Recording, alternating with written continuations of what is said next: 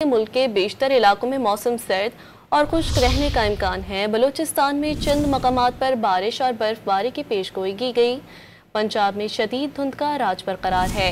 हद निगाह कम होने पर मुख्तलिफ मकामात पर मोटरवेज बंद कर दी गई।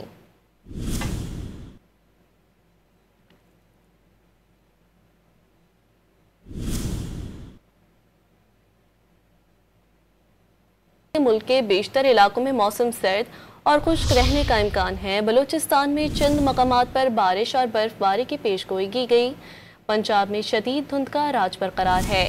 हद निगाह कम होने पर मुख्तलिफ मकामात पर मोटरवेज बंद कर दी गई।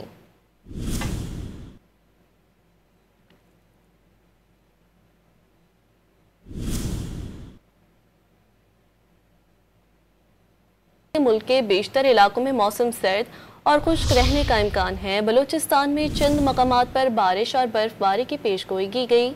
पंजाब में शदीद धुंध का राज बरकरार है। हद निगाह कम होने पर मुख्तलिफ मकामात पर मोटरवेज बंद कर दी गई।